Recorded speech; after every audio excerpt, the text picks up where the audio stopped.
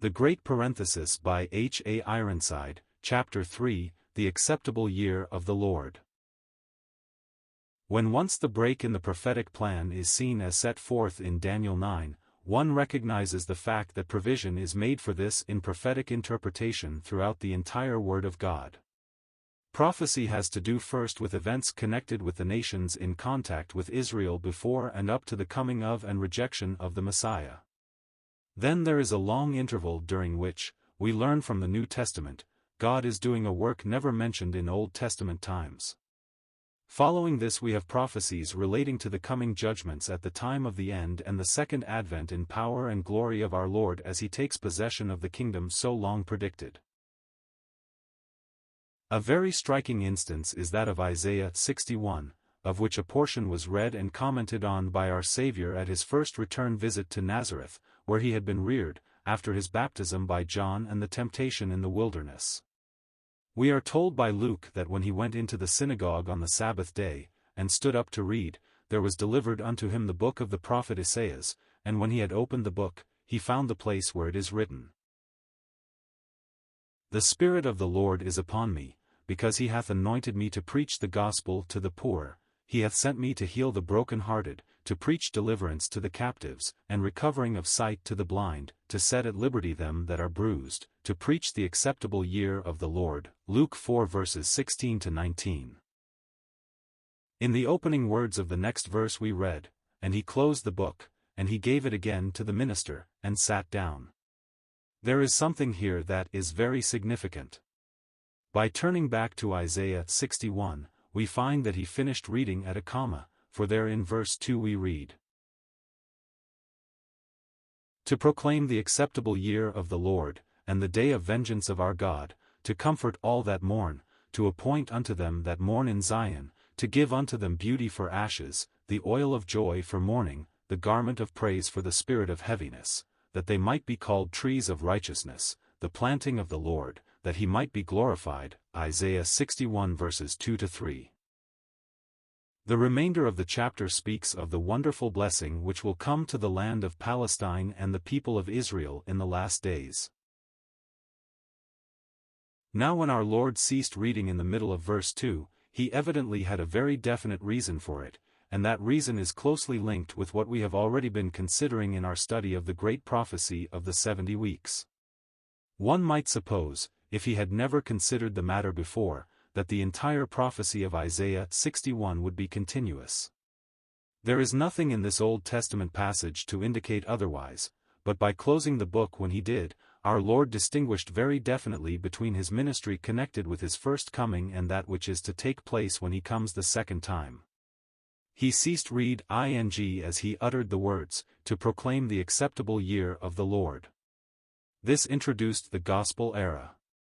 He did not read further because the day of vengeance of our God was not due to begin at that time, and, in fact, it has not yet begun. In other words, our Lord put the entire dispensation of the grace of God in which we live into a comma. That comma represents a period of nearly 2,000 years, at least. How much more, we cannot say. Not one other part of the prophecy has been fulfilled since the Lord closed the book. When Daniel's last 70th week begins, then the fulfillment of the rest of the prophecy will start, and soon every promise to the people of Israel will be confirmed.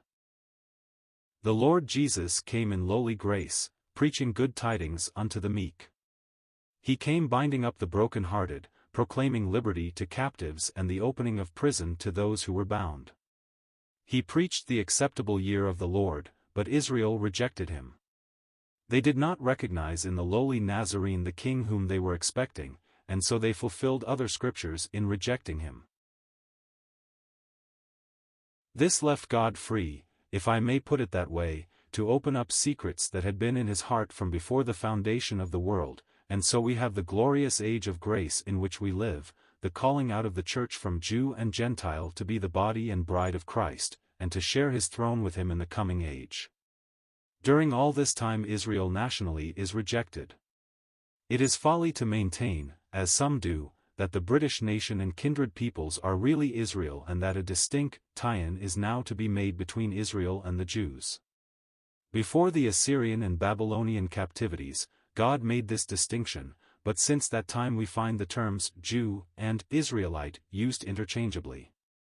This will be seen clearly when we come to consider the great parenthetical portion of the Epistle to the Romans, chapters 9 to 11.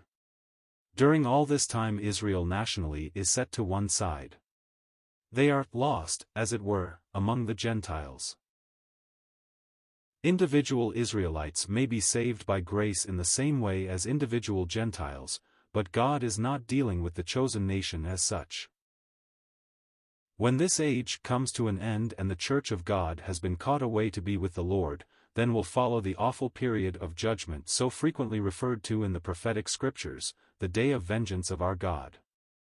It will be the day when God will deal in judgment with apostate Christendom and apostate Judaism, when the vials of his wrath will be poured out upon the guilty nations who have rejected his word, rejected his Son, and blasphemed his Holy Spirit. That day of vengeance is referred to again and again in the Scriptures under various names. It is called the great and dreadful day of the Lord, the time of Jacob's trouble, the great tribulation, the coming hour of temptation, and various other terms are also applied to it. It has nothing to do with the trials and tribulations through which the Church of God is now passing. For the Church, the entire period of her testimony here on earth is one of tribulation, even as our Lord said, "In the world ye shall have tribulation, but in me ye shall have peace." And the Apostle Paul tells us, "Ye must through much tribulation enter the kingdom of God." But this is to be distinguished from what is emphatically called the Great Tribulation, which takes place after the rapture of the Church and is the time when God will deal in wrath with the guilty nations of the world. However, following this day of vengeance comes the time when the Lord will comfort all that mourn. He will return in power to Israel, and the remainder of this 61st chapter of Isaiah will have its glorious fulfillment. Note what is predicted in verses 3 to 7. In that day Zion's mourning will be turned to joy, for the ashes of her blighted hopes will be given the beauty of acceptance with God. She will exchange the spirit of heaviness for the garment of praise, and restored Israel will be called trees of righteousness, the planting of the Lord, and all this that he might be glorified. Then will come the blessing of the land, when God's promise to Abraham that the land should be his and in possession of his seed forever, will be literally fulfilled. And they shall build the old wastes, they shall raise up the former desolations, they shall repair the waste cities, and the desolations of many generations shall come to an end. Israel will no longer be despised and hated by the nations. The Jew will not be looked upon with contempt and disapproval. Strangers from among the Gentiles, sons of the alien, will delight to serve God's ancient people who themselves will be named the priests of the Lord, and will be recognized as the ministers of our God. Because of all the anguish and wretchedness they have endured throughout the centuries, they will receive in return of the riches of the Gentiles, and will grow in the favor God shall put upon them.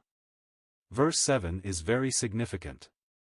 God will make up to them in a marvelous way for all that they have endured throughout the years of their wanderings, and this in their own land, where everlasting joy shall be upon their heads.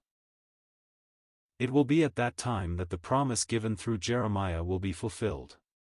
In the 31st chapter of his prophecy, we have a corroborative passage that is linked definitely with this passage in Isaiah. The Lord hath appeared of old unto me, saying, Yea, I have loved thee with an everlasting love, therefore with loving kindness have I drawn thee. Again I will build thee, and thou shalt be built, O Virgin of Israel, thou shalt again be adorned with thy tabrets, and shalt go forth in the dances of them that make merry. Thou shalt yet plant vines upon the mountains of Samaria, the planters shall plant, and shall eat them as common things. For there shall be a day, that the watchmen upon the Mount Ephraim shall cry, Arise ye, and let us go up to Zion unto the Lord our God. For thus saith the Lord, Sing with gladness for Jacob, and shout among the chief of the nations, Publish ye, praise ye, and say, O Lord, save thy people, the remnant of Israel. Behold, I will bring them from the north country, and gather them from the coasts of the earth, and with them the blind and the lame, the woman with child and her that travelleth with child together, a great company shall return thither. They shall come with weeping, and with supplications will I lead them. I will cause them to walk by the rivers of waters in a straight way, wherein they shall not stumble, for I am a father to Israel, and Ephraim is my firstborn. Hear the word of the Lord, O ye nations, and declare it in the isles afar off. And say, He that scattered Israel will gather him, and keep him, as a shepherd doth his flock. For the Lord hath redeemed Jacob, and ransomed him from the hand of him that was stronger than he. Therefore they shall come and sing in the height of Zion, and shall flow together to the goodness of the Lord, for wheat, and for wine, and for oil, and for the young of the flock and of the herd, and their soul shall be as a watered garden, and they shall not sorrow any more at all. Then shall the virgin rejoice in the dance, both young men and old together, for I will turn their mourning into joy, and will comfort them, and make them rejoice from their sorrow. And I will satiate the soul of the priests with fatness, and my people shall be satisfied with my goodness, saith the Lord. Jeremiah 31 verses 3-14. Then the new covenant will be confirmed with the house of Israel and with the house of Judah according to the promise of verses 31-34.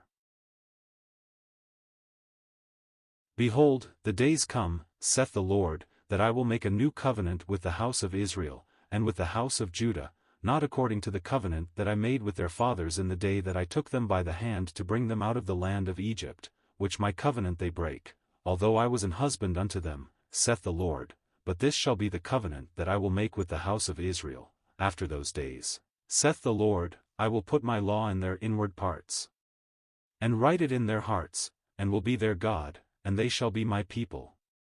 And they shall teach no more every man his neighbor, and every man his brother, saying, Know the Lord, for they shall all know me, from the least of them unto the greatest of them, saith the Lord, for I will forgive their iniquity, and I will remember their sin no more. Jeremiah 31 verses 31-34.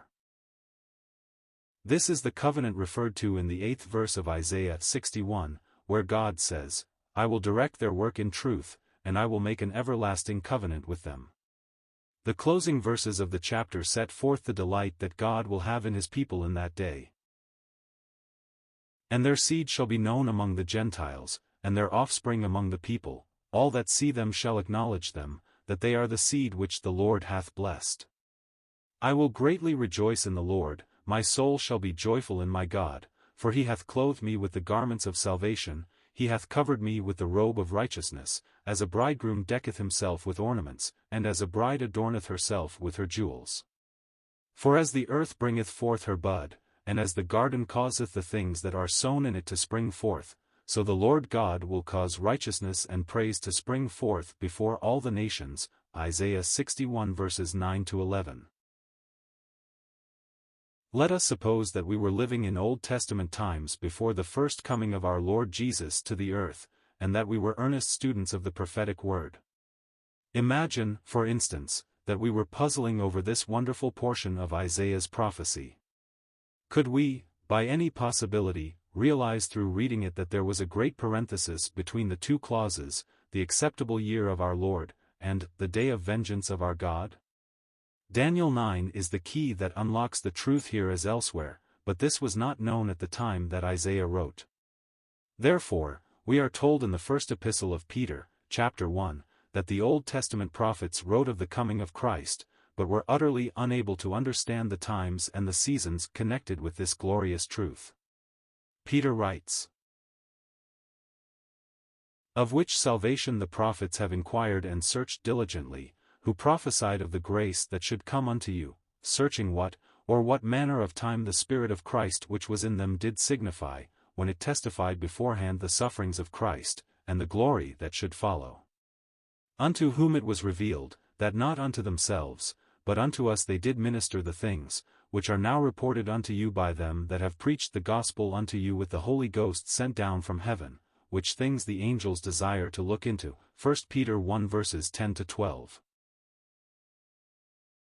In other words, these Old Testament prophets wrote as they were borne along by the Spirit of God, and then, after putting pen to papyrus, they sat down and studied their own writings, pondering them thoughtfully, wondering just what all these marvelous promises could mean, and when they would be fulfilled.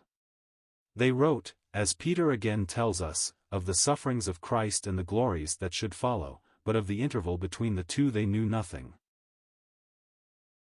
The strange thing is that many Christians ignore it today, and by failing to recognize the importance of this great parenthesis, they are in continual perplexity as to the time when prophecy is to be fulfilled.